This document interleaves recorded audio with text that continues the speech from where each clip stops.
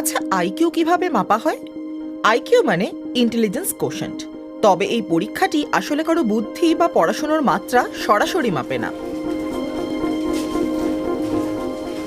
বিংশ শতাব্দীর গোড়ার দিকে মনোবিজ্ঞানী আলফ্রেড বিনে আইকিউ পরীক্ষারই পদ্ধতি তৈরি করেন।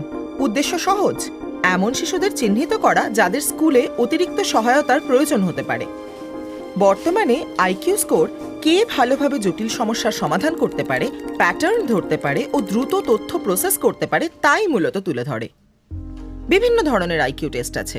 এর সাধারণ কাজ হলো কিছু শব্দ বা সংখ্যার একটা ক্রম সম্পূর্ণ করা। এখানে লক্ষ্য হলো প্যাটার্ন চিহ্নিত করা এবং বিশ্লেষণ করা।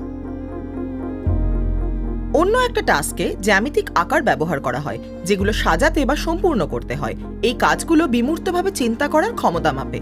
যত দ্রুত এবং যত নির্ভুলভাবে সমাধান করা যায় তত বেশি নম্বর পাওয়া যায়। সবশেষে প্রাপ্ত নম্বরটাই হলো আইকিউ স্কোর। বেশিরভাগ মানুষই 100-র কাছাকাছি স্কোর করেন, কিন্তু 130 পাওয়া মানেই কেউ প্রতিভাবান হয়ে যান না, বা 70 মানেই কেউ বুদ্ধিহীন তাও নয়। এই স্কোর শেখার ক্ষেত্রে অসুবিধার ইঙ্গিত দিতে পারে, সেই সঙ্গে দেখাতে পারে কে যুক্তিভিত্তিক সমস্যা সমাধানে বিশেষভাবে দক্ষ।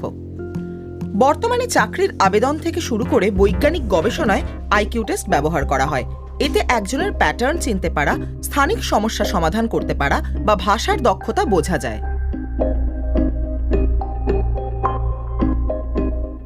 তবে আইকিউ টেস্ট অনেক কিছুই পরিমাপ করে না। সৃজনশীলতা, সামাজিক ও মানসিক বুদ্ধিমত্তা বা হাতে কলমে কাজের দক্ষতা।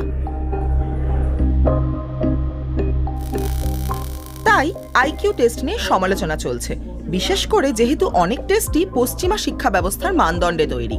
তাছাড়া একটা সংখ্যা কখনোই একজনের সম্পূর্ণ পরিচয় হয়ে উঠতে পারে না।